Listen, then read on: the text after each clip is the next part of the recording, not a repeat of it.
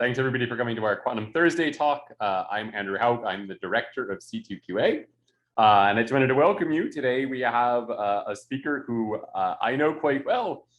Christie Chiu is a postdoc in my lab, and she's going to be talking about her work on synthetic quantum materials with superconducting circuits, and a little about her career trajectory. So before she joined my group, Christie was a graduate student with Marcus Greiner at Harvard, working on lithium optical lattices and looking at interesting sort of physics properties of hover models in those systems.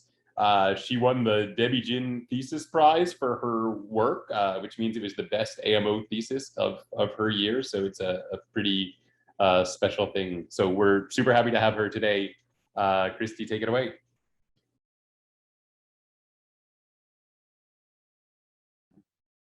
Great, thanks, Andrew. So today I'll start by talking a bit about my most recent postdoc work in Andrew's lab, of course.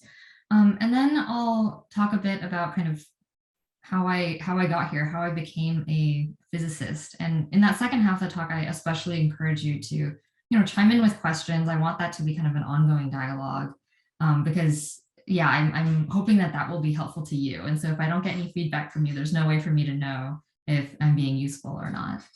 So I'll first get started with the more science research side of things.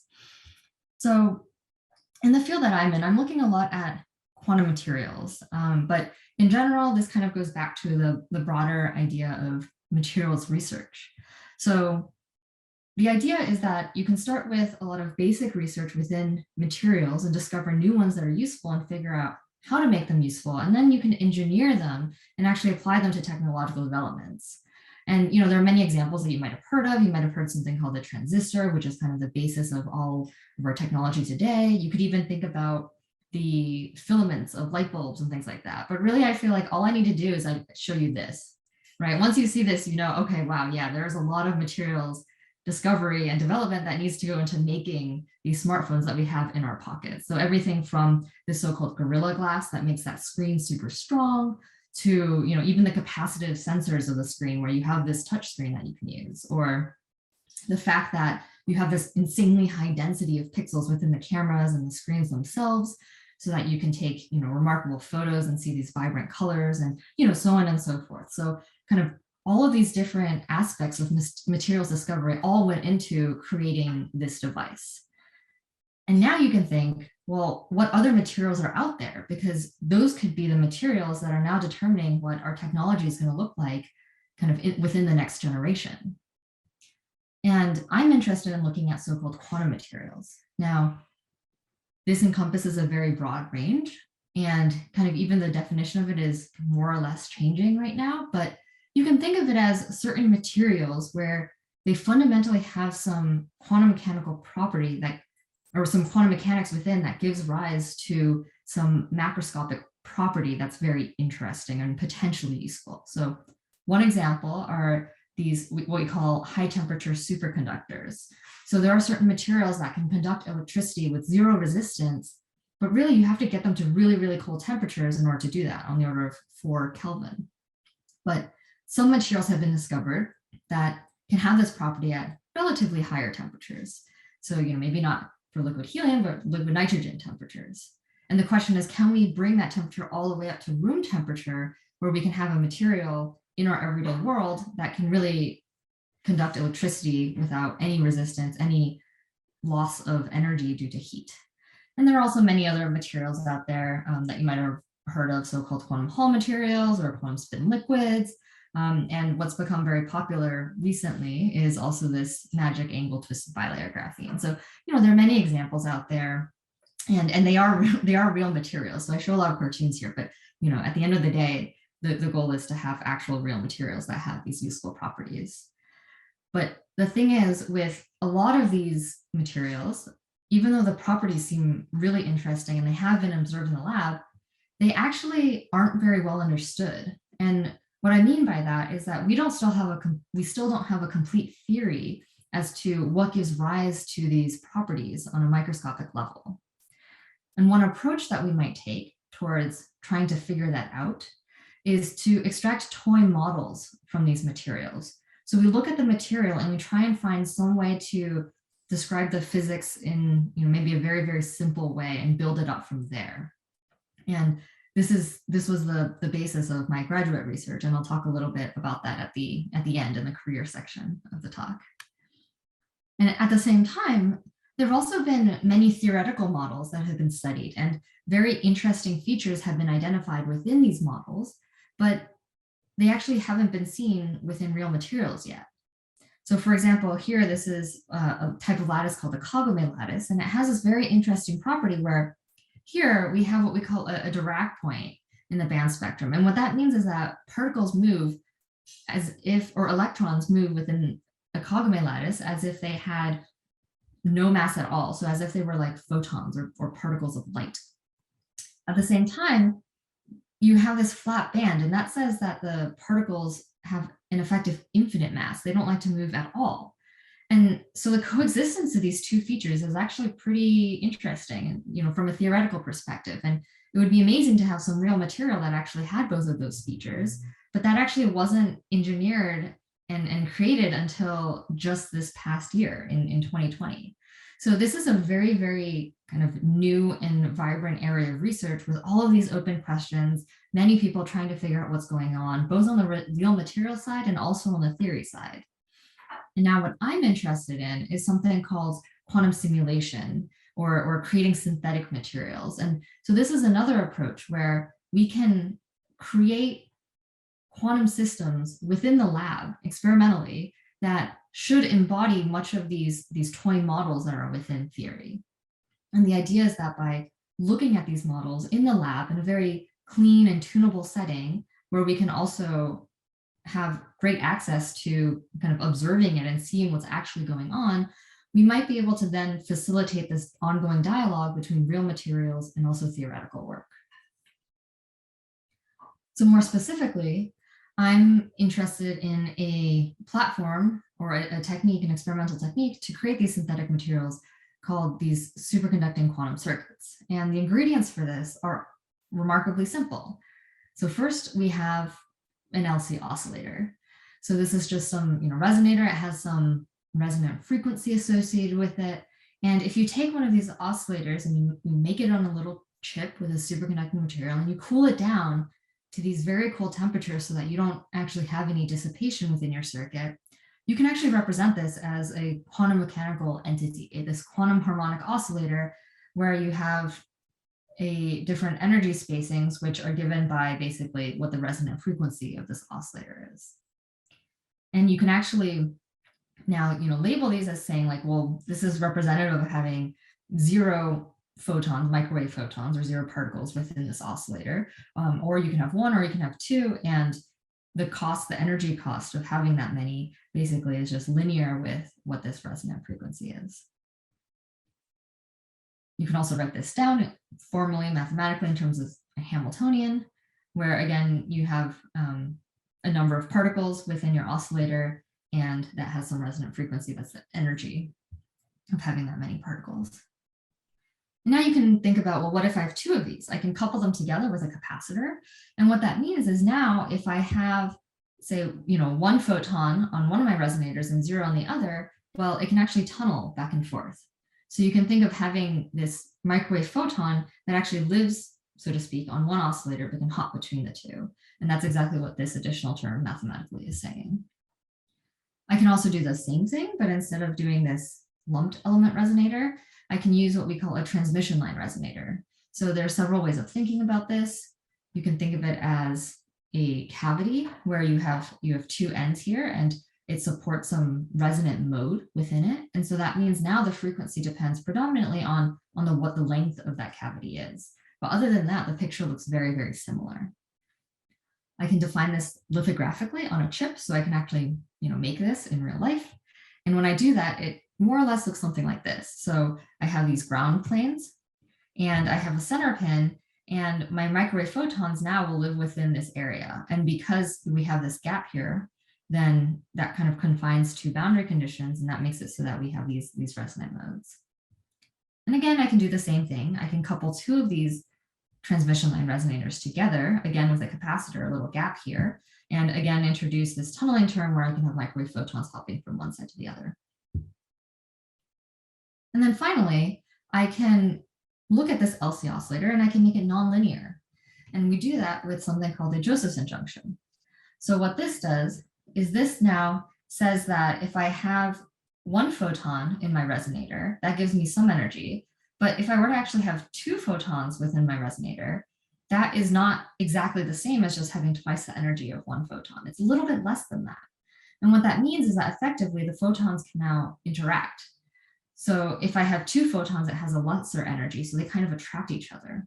And that's exactly this term here shown mathematically. And with these simple ingredients, you can already do quite a bit. So, there are many, many experiments that have been done creating these so-called synthetic materials with quantum circuits with pretty much just the ingredients that I told you. And you can do incredible things. You can look at things called quantum walks, where you have one excitation and you see how does it move in time. Something similarly related is this concept of localization. You can even create synthetic magnetic fields within the system and look at how synthetic materials might behave with their very strong magnetic fields. And you can even have systems that have interactions with them within them. And this is by no means an exhaustive list. There are many, many more examples that can't make it on the slide, basically. So within the Hauk lab, we're interested more specifically in making a lattice using these transmission line resonators. So we can define, again, these microwave cavities, and they look something like this, like on an actual, this is a photo, an actual chip. And you can tell that the shape of these cavities actually doesn't really matter so much. It's really the length that we care about. And so you can twist and turn and squeeze these cavities into different spaces. And that gives you a lot of flexibility in terms of the kinds of geometries that you can make. And then at the end of every cavity, we can capacitively couple them to one another. And that's what gives us, again, this hopping term that allows these microwave photons to hop from one cavity to another. And then by coupling many of these cavities together, we can create synthetic matter for photons. And so here in this lattice, I've laid out the resonators in a honeycomb pattern. But even though this is what the resonator lattice looks like, really each of these resonators, each of these cavities is actually a lattice site for photons. So normally we represent that by putting a vertex on all of our resonators. And then what we should do is we should connect the vertices to each other if those resonators are capacitively coupled to each other. And so then this is actually representing the effective photonic crystal that we create. This is representing the connections between where all of our microwave photons can live and where they can hop to. Now, the relationship between these two lattices is that the second is what we call a line graph of the first. And the first lattice we'll refer to as a root graph lattice. And it turns out that if you were to lay out your resonators in pretty much any such lattice pattern, then what you end up actually realizing is the line graph in terms of the actual physical system that you're looking at. So it's in general, you can say that these cavity lattices will realize these specific family of lattices that we call line graph lattices. And line graph lattices have been studied in great detail, not just within theoretical condensed matter physics, but also within mathematics, within graph theory. So this is pretty cool because now you're starting to see this kind of interdisciplinary work going between fields. And to learn more about kind of the physics what's going on here, I need to take a little aside and do a brief review of what we call the tight binding model. So the tight binding model, that is basically these Hamiltonians that I've been talking about that describe our systems. And that just says that, let's just look at this term here, this tunneling term. Any particle on a given site can hop with some tunneling energy T to a neighboring site. And this is what we call a real space picture. This is what we see in physical real space in terms of where the photons are hopping. But if you actually want to look at this system within quantum mechanics, what you care about are what are the eigenenergies of the system?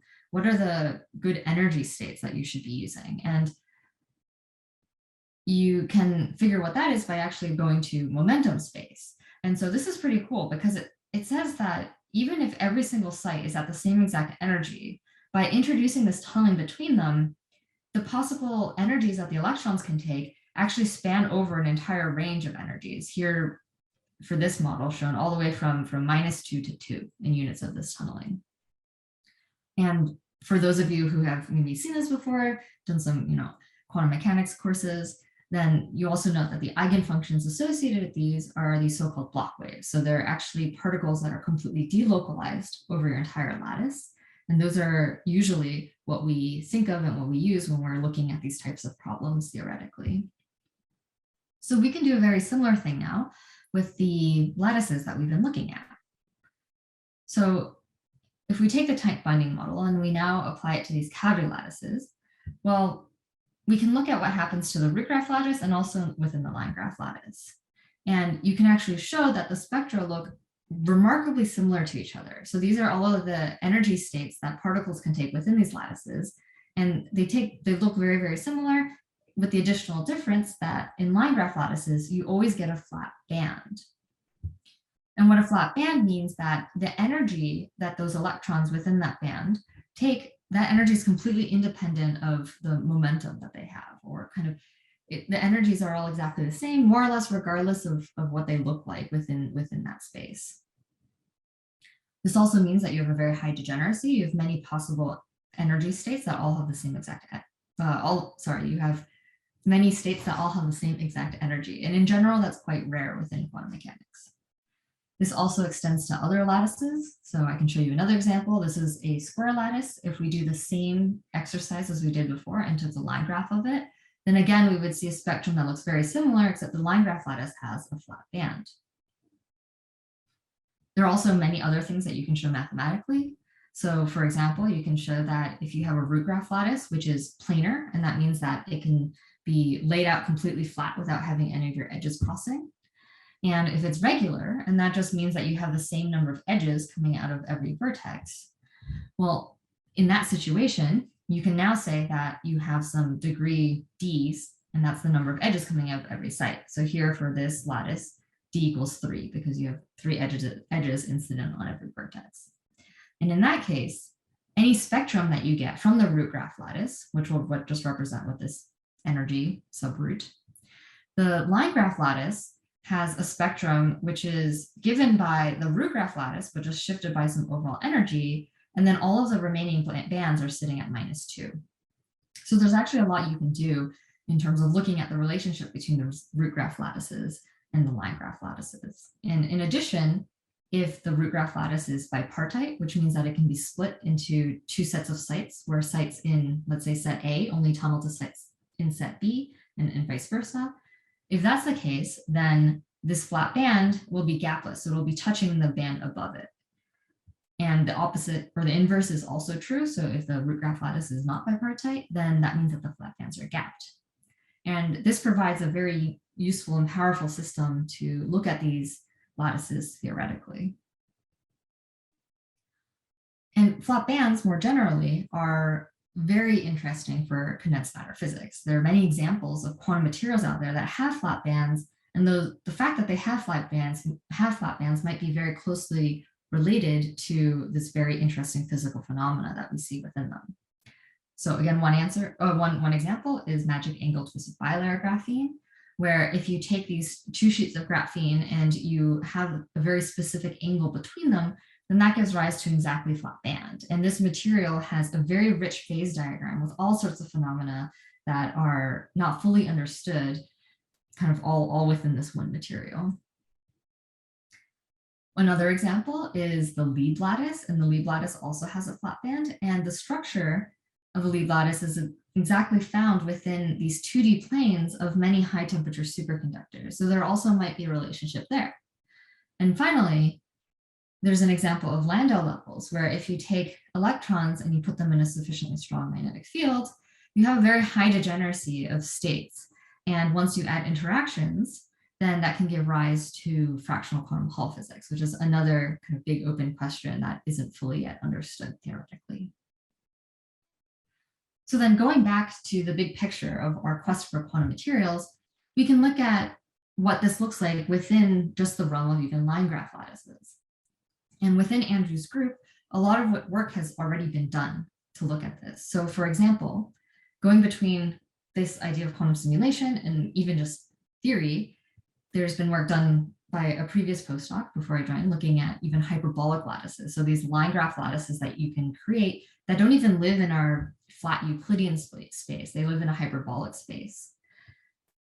And a lot of work has also been done in terms of looking at the properties of the flat band. So kind of the types of things that I was talking about earlier.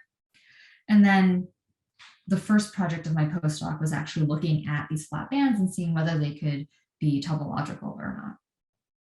But even though a lot of theoretical work has been done in terms of line graph lattices, you could also ask, well, are there any connections to real materials? Like, what about this whole other side of the diagram? And so the main work that I'll be talking about today is basically how common are line graph materials. So this was a study that we did with a senior thesis student that I worked with, Annie, and then we also collaborated with someone who's been doing a lot in terms of these materials and looking at real materials that might be interesting candidates for quantum materials, basically. So Nicholas is the expert in that. So some line graphs we already know are quite common within the realm of real materials. So one example is the Kagome lattice, and another example is the Paracore lattice. And so Nicholas and some others, they created this materials flat band database, which very broadly speaking, just goes through an entire catalog of materials and looks at how flat bands are within predictions for the spectra. And that is all cataloged very publicly on this website. And more specifically, what they did is they looked also at structures that are known theoretically to give rise to flat bands. So they looked at these 5 examples. And these are actually very closely related to one another. The lead lattice is actually one example of a split lattice, a family of lattices that if you take any lattice and you put an additional vertex on every edge, then that gives you a split lattice. And that's a very specific subset of a larger family of lattices, which are bipartite. But then on this other hand, you have this Kagome lattice and this Paracore lattice that they looked at, because again, they're known to exist in real materials. And so if we look at line graph lattices, well, we know that that encompasses the Kagome and the Paracore, but that kind of also, completes the set here in terms of large families of lattices generally, and looking at whether they might exist within real materials. And in addition, we wondered, well, are there any line graph lattices within these structures that have gap flat bands? Because that gives rise to potentially a different set of properties. And if you look at the Kagome lattice and the Paracore lattice, well, the flat bands there are not gapped. You always have this band above that's touching at some point within the spectrum. So in order to figure out whether any given lattice is a line graph, we can look a bit more closely at how that's actually created. So if I look at my example of the honeycomb lattice and its line graph, the Kagome is the blue one, well, let's focus on just one vertex of the honeycomb lattice. So here I've shown in this yellow dot. We have, again, 3 edges that are incident with it. So we have degree equals 3. And when we create a line graph, the first thing that we'll do is we place a vertex on every edge. So these 3 blue dots. And then we'll connect all of these vertices to each other because the yellow edges that they sit on are all incident with the same vertex. And that gives us a triangle. And we can do the same thing, but now with, say, vertices of higher degree to get a better idea of what's actually happening when we take this operation. And it turns out that when we take the line graph, that tends to create these fully connected subgraphs, or these cliques. So this is a mathematical term, and it just says that if you have the number of vertices, so d vertices, here d equals 3, 4, or 5, then they're fully connected if you take any single pair of vertices and they're connected by an edge. So you can actually show that a given lattice is a line graph if you can completely decompose it into a set of these fully connected subgraphs or cliques. But there are 2 additional constraints. So each vertex can be a part of at most 2 cliques, and each edge can be part of only exactly 1 clique.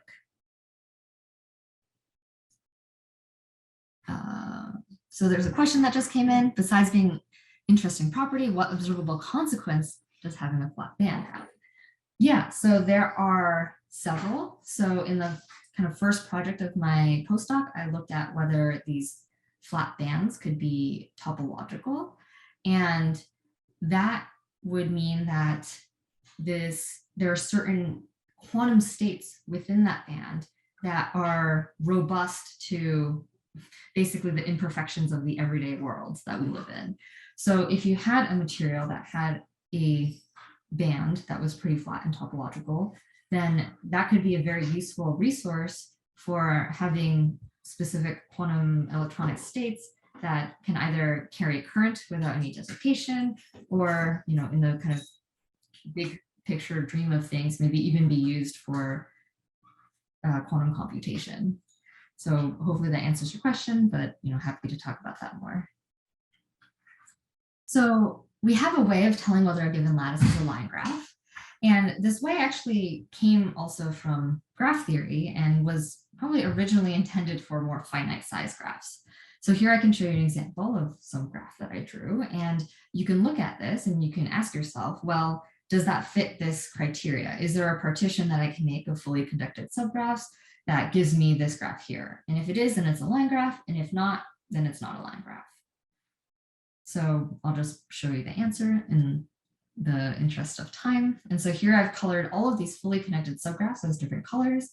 And so you see that for every given vertex, it's only part of 2 clicks. Here, each one is part of exactly 2 clicks, but it could be less than 2. And each edge is part of only 1 click. So this indeed is a line graph. And I can actually even show you the original root graph that it came from to, you know, provide even more evidence that it is indeed a line graph. And now I can extend this to a crystalline lattice case. So something that actually has some unit cell that repeats indefinitely over all of space. So here is a section of a lattice. And again, I can highlight where these fully connected subgraphs are. So these are all clicks of size 3. So they all look like triangles. But by highlighting these, you can also see fairly straightforwardly that this lattice is indeed a line graph. Of course, we can't go through this by eye and, you know, draw all these cartoons to figure out whether lattices are line graphs or not. So we developed a algorithm that will do all of this for us and that we can run over an enormous database. So we looked at a database of over 55,000 materials. These are all inorganic, crystalline, and stoichiometric materials that are known. So there are no hypothetical new materials in there. But within this, we can look at every material and we can vary some parameters in terms of which atoms are actually connected with each other. And we can also look either along just a 2D plane of the material, or we can look across the entire 3-dimensional lattice.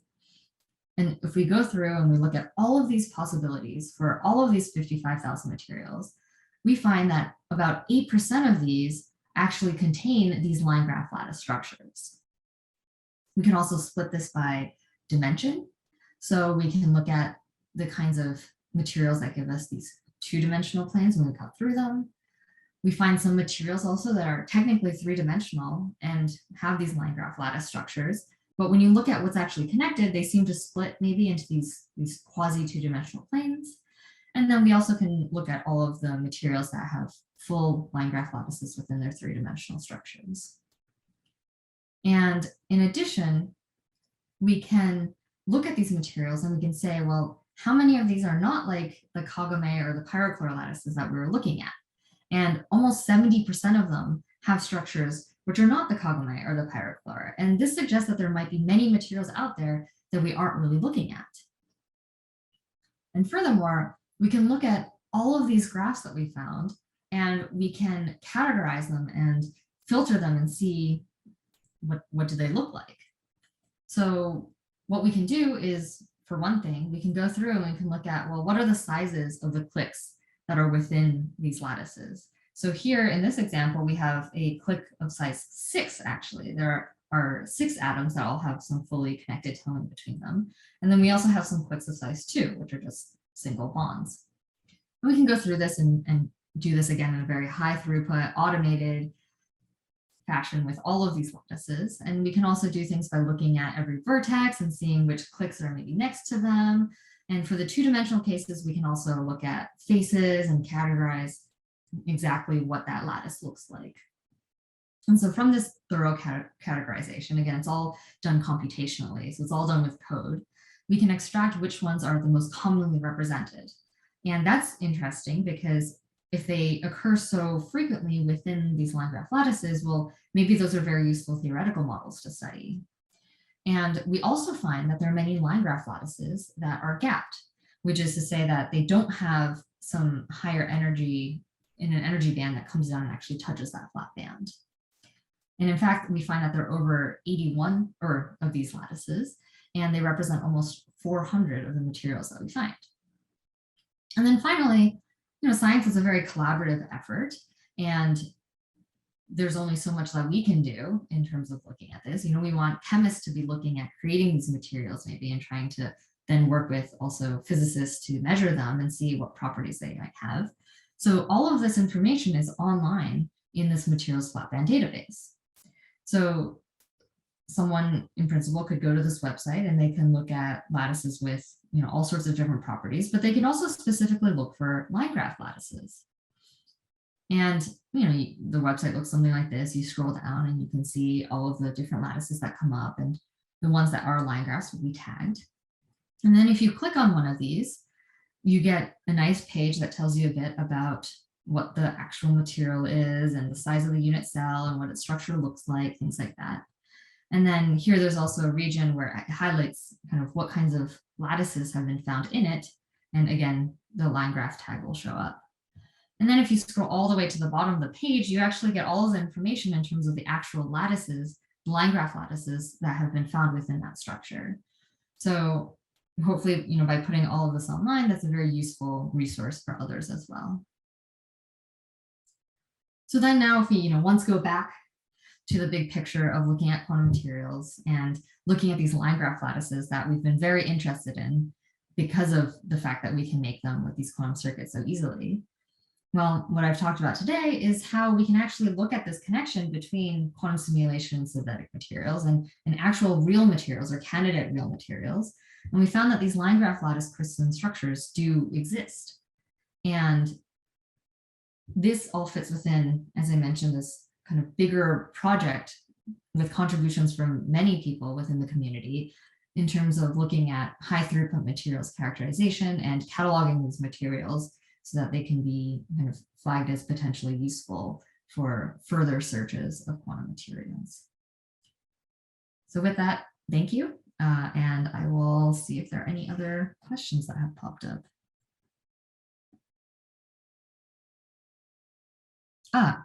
So you focus only on a unit cell in that case. I'm guessing this is probably referring to the line graph lattice characterization, and the answer to that is yes, we definitely focus on a single unit cell in that case. So maybe that refers to this slide here. Okay, perfect, yes. All right, so yeah, are there any other questions? Is the flat band still there in a disordered system? That is a very good question. In general, no, it's not. So there are many, many things that if you were to take an actual material, it's never going to be perfect as it is in a theoretical model. But you will have effects like the tunneling along each of these bonds isn't always going to be exactly the same. You might have effects such as something called spin orbit coupling. You might have other orbital physics coming in. And so in general, no, these bands will not be flat. But the idea is that if we identify lattices that have these structures, materials might be able to be engineered that have a band that is flat enough to see the interesting physics that you might expect from flat bands. So at the very beginning of my talk, I mentioned this Kagome lattice with these very interesting features. And in general, no, those are also not robust to disordered systems, but people were able to engineer a material that had those features so that, on a level that was close enough that they could actually look at them.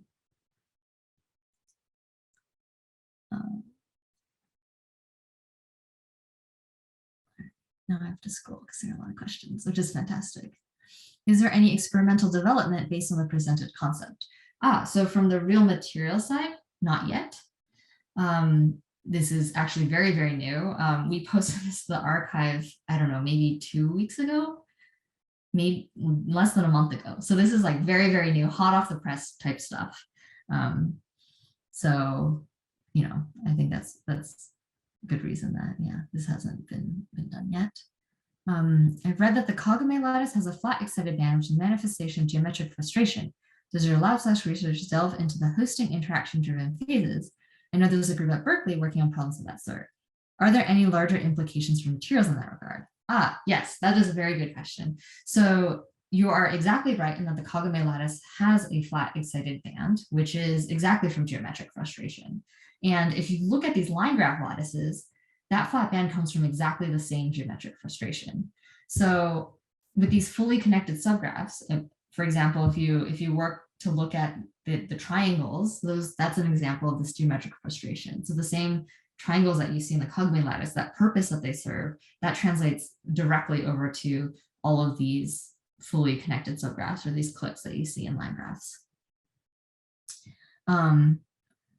Does your lab research delve into hosting interaction-driven phases? So that is the goal. That is the kind of longer-term research plan in terms of quantum simulation.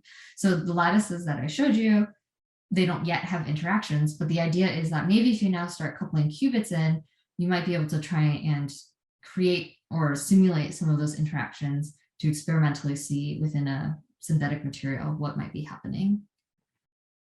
And are there larger implications in materials for that regard? Yes, definitely. So not all flat bands are created equal. So a lot of the physics that you might expect to see when you have interactions will depend on the actual flat band that you're looking at. So again, for the first project of my postdoc, I looked at what flat bands are topological. So if you have a very flat and topological band and now introduce interactions into that, theoretically, you might expect that you could create something similar to the fractional Coulomb Hall effect, except without a magnetic field. And so that could also be, you know, very exciting to try and realize and try and look at. Does the flat band extend to the edges of the materials, or do you only study in the center? Okay. So theoretically, when we look at this, we assume that either the lattice has what we call periodic boundary conditions, so it kind of wraps around, or, you know, it kind of goes on infinitely. So we did not look at the effect that edges might have. Within real materials, they are usually so large compared to the sizes of these unit cells that that is a pretty good approximation to take. But if we want to create this in the lab with a synthetic material, then we will likely have to worry much more about the effects of the edges. So that's something that we will have to do for sure. Are there any changes to these flat band calculations going from 2D or 3D? So yes, there are. So in 2 dimensions, well, that's very easy in the sense that you have these well-defined faces that you can look at. And with that additional information, you can actually completely describe what that line graph lattice looks like and distinguish it fully from all others that might look similar. In 3 dimensions, the concept of faces isn't so well defined. So you actually might have 2 line graph lattices in 3 dimensions that look almost exactly the same, but they're not actually the same. And that computationally is much more challenging to disentangle. So within this categorization, even though it is complete for 2 dimensions, it's close but not complete for 3 dimensions. When you said materials with these flat line graph lattices are robust against external elements, can you talk a bit more about how you compare / gauge that? So in the most general case, they aren't robust against additional elements or perturbations, but if they are topological, then they in principle are. So the idea of topology within materials basically more or less says that if you have a material that is topological, then there might be certain, or that there will be certain properties of it that don't depend on kind of small changes that you make to it. And that is, you know, also a very, very active area of theoretical and experimental research to kind of see how far can we push that, how common is that actually, you know, things like that. So flat band materials could potentially not be classified as semiconductors. Yeah, so in a lot of, well, so for the bands that are completely gapped, then those would be insulating. If you, yeah, for, I guess, if you were to now try and dope some of these materials to change the actual electron level and things like that, then there might be some cases in which it doesn't change the structure enough that you kind of break that interesting flatness of the band. But in general, I'd say again, this is a very, very new area of research, and I'd say maybe we don't know. What software do you use for your simulations? I like to use Python. So yeah, I'm just writing up lots of code. And then question, how did you become interested in quantum? Would you be able to share your academic journey from undergrad to now? Perfect. Okay, so I think this is a perfect segue into the next section, which is all about my career path. All right, and so here again, I'm hoping that this will be an ongoing dialogue. So I'll try and look at the chats and respond to them as real time as I can. But also feel free to turn on your cameras, unmute your mic, ask your question directly. Like that is, I mean, for me, that's totally fine. So, I encourage you to do that. All right. So I will start with my undergrad. So I guess first I'll say that growing up, I was always pretty interested in math and science and things like that. I didn't go to a super large high school. I went to a public high school. So, there were some opportunities, but it was a little mixed, but in general, I'd say that I did feel very lucky in the opportunities that I had. So I think in my undergraduate, that's kind of when I really started thinking about, what I want to do long term, other than just school. Like you take classes, you go through grade school for like 12 years. You're like, okay, I've taken classes, but how do I actually, instead of taking information in, maybe actually produce some information outwards for other people? So in my undergraduate, I think the big thing that I was trying to figure out is like, what am I actually interested in? And so, I tried a bunch of things. So here's kind of a sampling of the first couple of things that I looked at. So my first summer after my freshman year, I did an internship for a company called MITRE. And one of the big reasons I did that was actually because it was very close to home. So, I wanted to go back home for the summer. I was homesick, not gonna lie.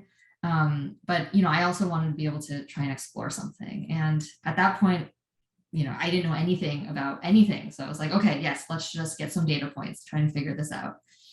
And yeah, so I went to this company, MITRE. It's not for profit. It is a kind of often government contracted research and development company. So, that seemed like something that could be interesting to me. And actually, when I went to the website to get this logo for MITRE, I noticed that, oh no, ruining all things. I noticed that now on their website, they have this bit about that they do quantum information science now. So that was certainly not the case when I was there, but now you're seeing more and more quantum information science is like really leaking into every single industry. So that's what I did for a summer, and I thought it was pretty interesting. I was like, okay, this is cool. I did a lot of kind of electrical engineering type stuff, also a bit of coding, and then some other things that I tried. I actually, before I knew what I wanted to major in, I found this realm of neuroeconomics, which is the process of decision making when money is involved, and how our brains might be wanting to do things that we don't really think that they would be doing when you're incentivized by money. And so that was a research group that I kind of very, very briefly joined to try and do some research about. And I kind of looked into it. Maybe the fact that I actually didn't end up being that committed in the end reflected more deeply how I felt about it. But it was really cool. Like people use MRIs, and you actually have like subjects coming in, and you tell them to do things while their brain is being scanned. So that's pretty cool stuff. And then kind of towards the more middle of my undergraduate career, I started looking into more research opportunities. And I actually ended up doing a lot of particle high energy physics experimental research. So I worked on these experiments. One is a neutrino experiment called Katrin. One is a dark matter detector experiment called Mini-Clean. And I, did also kind of some small projects for them. A lot of them ended up being more rote or routine. So for Mini-Clean, I was testing these pieces of equipment called photomultiplier tubes. There are these giant glass blown. They're about basically like, I don't know, almost inverse light bulbs. So there are these giant glass, or the ones that I looked at were these giant hand blown glass bulbs that had a specific coating on them, so that when light came in, that would actually eject electrons, and then those electrons would get amplified with very, very high voltage to actually create a signal so that you could detect individual photons. So that was the kind of stuff that I did. I thought it was pretty cool, but it was very procedural. So I felt like I wasn't really thinking critically that much when I was doing that kind of work. But it was a wonderful experience. And I feel like I learned a lot about a bit about how research is done and how these giant experiments work. And so that was already, amazing. I feel like I really kind of got into research with a summer program that I did after my sophomore year. And that was called a research experience for undergraduates. So for all of you undergraduates out there, I highly recommend that you look into this. There are programs that are funded by the National Science Foundation, NSF. And the idea is that institutions, if they want to host one of these kinds of programs, then they need to come up with, nice projects for undergraduates in order to apply to get money from the NSF to host one of these programs. And that also means that it's an entire program. So you're not the only one who's just showing up somewhere, going to a lab and doing research. You have a bunch of undergraduates, depending on the size of the program, maybe, I don't know, 6 to 12, maybe even 20, and they come from all over, and you all have your individual projects. So it's nice because you not only have that science aspect in the lab, but you also have this kind of scientific community aspect to it. And I felt like because it was a summer program, I was really learning through immersion. And I think that was also something that was very, very important in terms of figuring out what research was really like. It's kind of like when you learn a language, you can learn about it as much as you want, but if you actually go to a country that speaks that language, then your experience is entirely different. So I think that was very, very transformative in terms of me just absolutely falling in love with research and being like, okay, yeah, this is something that I definitely want to look more into. So then towards the end of my undergraduate, I decided that I wanted to do a senior thesis. And I actually also ended up doing another particle physics experiment. So this experiment is called Microboon. It is meant to look at neutrinos. This is about the size of a school bus. So that gives you a scale of how big it is. And this fits within here. And I can tell you a little bit about the physics of it, just because I think it's so cool. The idea is that this entire thing is going to be filled with liquid argon. And we pick liquid argon because by making a liquid, you end up with having a fairly high density of nuclei. And because it's argon, those nuclei are fairly large. And then the idea is that if you have all of this kind of matter, then neutrinos coming in, even though they are very, very weakly interacting, because you have so much stuff that it could interact with, there's still some probability that you will have an interaction between a neutrino and one of these argon atoms. And then some process takes place, you create some excimer and it relaxes, and the particles that come out will then be charged and actually release charges within the liquid argon. And so if you apply now an electric field, you can take all of these electrons and kind of push them to one side, and then you have a bunch of wire planes that you can use to detect those electrons. So then with this scheme, you can actually look at the tracks that are coming out as a result of neutrino interactions. And through these tracks, you can learn more about the neutrinos themselves. I did, with these experiments, they're absolutely enormous and they look fantastic and they do incredible things, but everyone is contributing one piece of it. And as an undergraduate, I was contributing a very, very tiny piece of it. But I thought it was remarkable because that was the first time I felt like I could really see the scientific method all the way from the beginning through to the end in like a full, complete project where you have a hypothesis, you design an experiment, you conduct the experiment, you look at the data, and you come to some conclusion. So I was again looking at these photomultiplier tubes, and it turns out that also with these neutrino interactions, they produce some light, but that light is at 128 nanometers. So that's very, very deep in the UV, and it actually can't pass through the glass of these photomultiplier tubes. So we have to put these plates before them that has some organic material on it that will actually absorb that very, very ultraviolet light and then re-emit light that's more in the visible that our photomultiplier tubes actually can see.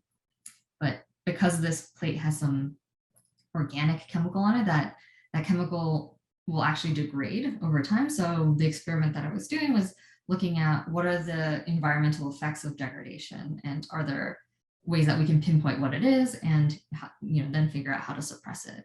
So that, in a nutshell, was the work that I was doing. And again, it's a very small part of this larger project. In and of itself, maybe there wasn't that much deep physics to it, but it was research, it was science. Not everything that you're doing in physics research is going to be, the newest physics. There's a lot that you have to do in order to get there. And then I decided, okay, let's really delve into this. Let's commit, 6 years of my life to doing research. And so I decided to go to graduate school. And as Andrew mentioned in his introduction, I worked in a lab at Harvard University, looking at neutral ultra-cold atoms and actually trapping them using lasers so that these atoms can now behave within some other toy model of condensed matter physics. So that's where the big transition came in terms of going from all of this kind of high energy particle physics to something that was more tabletop quantum mechanics. Let's create a synthetic material that we can actually learn more about condensed matter from. And that's a big transition. And basically, I think when I was looking at graduate schools, I realized that, yes, I've done a ton of particle physics, but it actually just happened somewhat randomly. Like when I was an undergraduate, I started with the attitude of like, okay, let's just, any research, anyone who will hire me to do research, I will do research. And so that's kind of just what happened. But it wasn't like I was looking at all of the possible research out there and figuring out what are the big questions that, I'm the most curious about, or things like that, or, what are the ways of doing research that I think I would really enjoy to do long term. So, I had a much broader look at things when I was applying to graduate schools, but actually even more kind of as I was deciding what I wanted to do in graduate school. So I basically figured that out by talking to as many people as I could. So not just faculty and the heads of all these research labs, but also the students working in their labs, to try to get a feel of like, what is the actual day-to-day like? Because that varies a lot depending on not just what kind of physics you're doing, but also kind of each individual group and how they like to run things. So yeah, I briefly go through a bit of the physics because this does relate much more to the quantum side of things. So if you imagine you take a lattice, here I've shown a square lattice, in principle you could also look at others. And now let's place a bunch of spin 1/2 fermions on the sides of this lattice. Now, very similar to what I was talking about with microwave photons, these particles can tunnel between sites. So again, you get the tunneling term. It's actually exactly the same, except we have fermions instead of bosons. And if you have two particles on one site, then they can interact with each other. Again, very similar to the kinds of things that I was talking about in the science half of the talk. And then this actually gives rise to an additional energy scale that you might care about. It's a little bit more of a detail, but it's a second order scale where two particles of opposite spin can swap places on sites. So the idea is that the ingredients of this model are very, very simple, but it's widely thought that this model will capture much of the physics of these high temperature superconducting cuprate materials. And the phase diagram for these cuprate materials has been measured in great detail. The connection, might come from the fact that if you look at these two-dimensional planes, there is more or less a square lattice structure. And the phase diagram for these cuprates is very, very rich. There are some things that we kind of understand, like we understand the antiferromagnet, but we there's still open questions in terms of all of these other phases. So this is incredible because with a few ingredients that are very easy to understand, you might end up having emergent phenomena that is incredibly rich and that nobody has a full understanding of. So this is a great platform to look at within quantum simulation and synthetic materials. So here in this diagram, if you're thinking about the cuprates, each site is an atom and the spins are your electrons. But if you want to do quantum simulation, what we did in the lab is we said, okay, what if we use retroreflecting laser light to create optical lattice sites? And what if we just use these fermionic lithium atoms to be our two fermionic spins? And that's the idea of quantum simulation. You have one system that you want to simulate, but you can map it onto a very, very similar system that is much easier to control and measure. And that way you can learn more about the same physics that should be happening in both. For us to do this, the lattice sites end up being about 1,000 times farther apart than they are in a real material. And the atoms, of course, are much larger than the electrons. But that means in order to see the same physics in terms of the actual temperature of our actual quantum material, it needs to be, 11 orders of magnitude lower in temperature. So, that's kind of where the challenge is. And that's why these atoms are ultra cold atoms. And the real tool that we have in the lab is something that we built in-house, and it's called a Fermi gas microscope. And usually when we're running it on a day-to-day basis, it looks like this. It's completely covered up because it's so sensitive to temperature fluctuations. And it also has very high power lasers. So this is also for our safety, that everything is kind of nicely sealed up. But at the heart of this is this glass cell where the atoms will live in. These mirrors here will create the lattice, the optical lattice that the neutral atoms sit in. And then here we're looking right into a very powerful optical objective that we can use to actually image every single individual atom. So tiny detail, these are the actual states that we use for our spins. And we have a lot of control parameters over our lattice. So again, we have a standing wave, we have some particles in them, and we can change the lattice power. So that will allow us to change the depth. We can also change the magnetic field. And for these atoms, that turns out to be us being able to change the interaction energy. And we set this energy scale for physics reasons.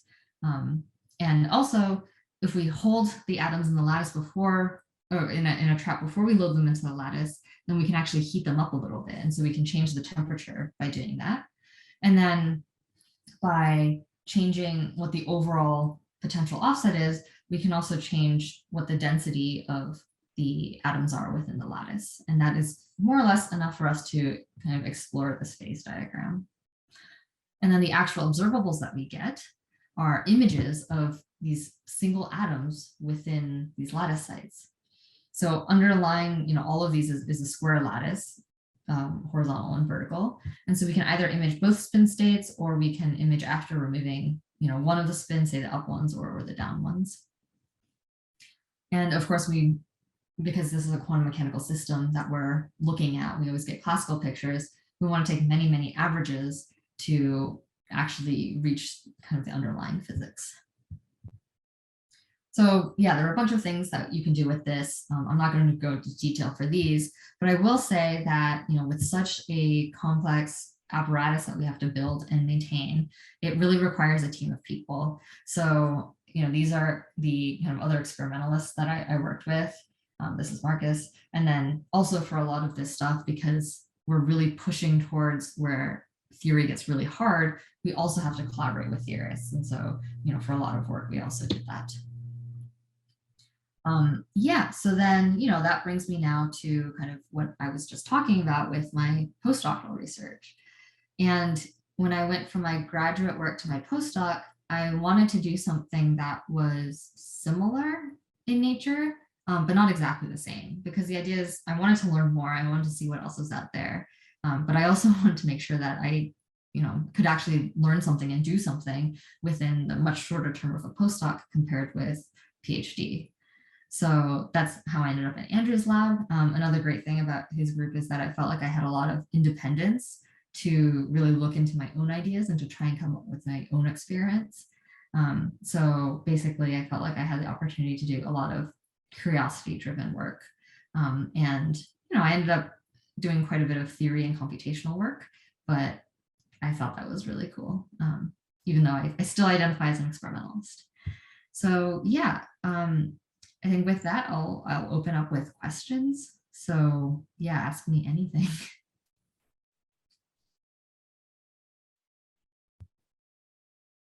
Let's see, someone mentioned you might have quite a bit of signal loss in that case. Maybe that's referring to the organic compound on those plates for those photomultiplier tubes. Yes, but it's still okay. I have a question. Yes, hello. Hi, thank you for the talk. As a guy who's trying to grow these materials using molecular beam optics, it was very informative and exciting. So I have two questions. One's from technical point of view. So you do these simulations using optical lattices and also like superconducting qubits, right? For graduate versus postdoc, yes. Yeah. So for lab like us who's trying to really grow these materials in real life, what kind of like discrepancies between these simulations and like band structure for real materials do you guys expect? Yeah, that's a very good question. I don't think there's a kind of quick and good answer for that. So I think right now the most common things that people will do to try and look at band structures are these DFT calculations, density functional theory. And I think in some cases they work out remarkably well, but not in all. So I don't think there's like a hard and fast, rule in terms of our expectations or, condensed matter theorists' expectations. I see. Okay. And a follow-up question, which is more pertaining to your direction of research. Why did you choose to go from like optical lattice simulations to superconducting qubits? Yeah. So I guess first I'll say that I looked very broadly. So I thought, maybe I do want to stay with ultra cold atoms, but if I do that, then I should probably look at some other kind of physics. Mm-hmm. So I looked at things like, maybe atoms in a cavity instead, or things like precision measurement to try to just, switch things up a bit and kind of see what else there is in adjacent subfields. The reason why I went to quantum circuits is, well, in part because I wanted to join Andrew's group, but also in part because I think that there is a lot that you can do with quantum simulation in making synthetic materials, but every platform will do things a little bit differently because each platform has its own strengths and weaknesses. And you only really get to know those at a deep level if you completely immerse yourself in it and actually do it. At least that's how I felt. I felt like I could read as much as I wanted about, superconducting circuits and what they've done, but you don't really know what it's like unless you're in the lab. I see. Thank you. Yeah, of course. Hi, Professor Chiu. I had a question. Yes. So I work in particle physics right now, but I also have an interest in AMO.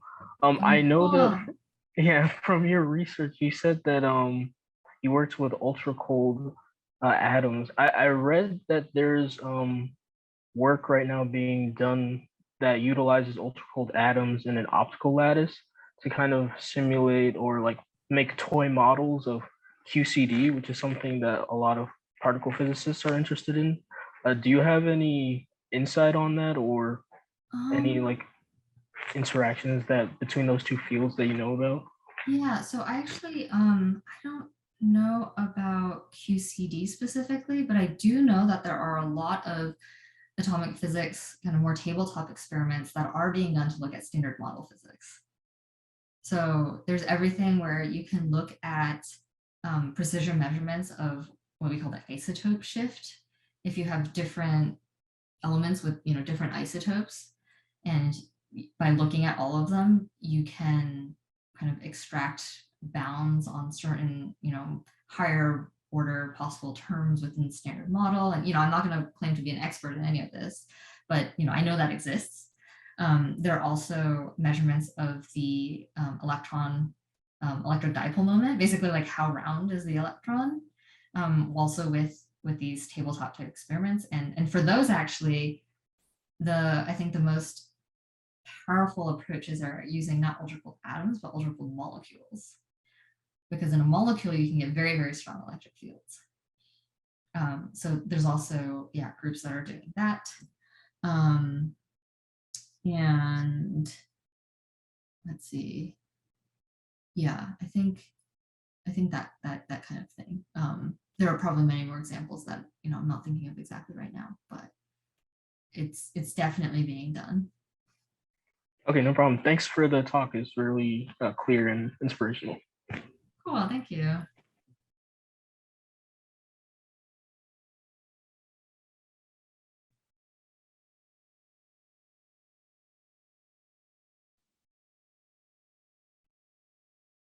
Okay, do we have any other questions for Christie? Christie, that was amazing. You did such a wonderful job. Thank you. I know that we are 6 minutes over, but any last thoughts or questions for Christie before we sign off? So I do have a question. Yeah. So I'm not sure whether this relates, but the reason why I actually wanted to listen to your talk is to, of course, learn about these quantum materials, but I also to try and see. I was hoping that you, in your simulations, you use some of the software that I'm currently using to do DFT. So that's why I asked what kind of software do you use. So I'm just curious. So is things like the approach of using DFT, using software such as Gaussian or VASP or something like that, is that something that can be applied in your research? And why don't you use that? Yeah. So I would love to use VASP for everything, but you have to have access to a lot of resources and a lot of time for that. And, I made the decision that, maybe it was better to, at least for now, do what I talked about, and then, going through and doing VASP and DFT for all of these things. I mean, optimally, you would also look at kind of orbital projections and things like that on the bands. But that was kind of a bit out of the realm of the initial questions that we were looking at. But that's definitely, an extension of our research for sure. And yes, people have done those very, very computationally expensive calculations for these kind of databases.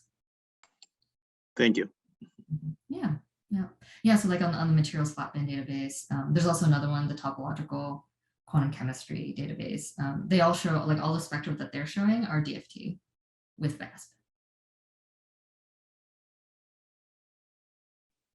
Okay, well, Christie, thank you very much again. We appreciate you taking all this time. We know how busy you are, but with the amount of questions that came in, both being asked personally and through the chat, I think you had a really great impact. So thank you so much.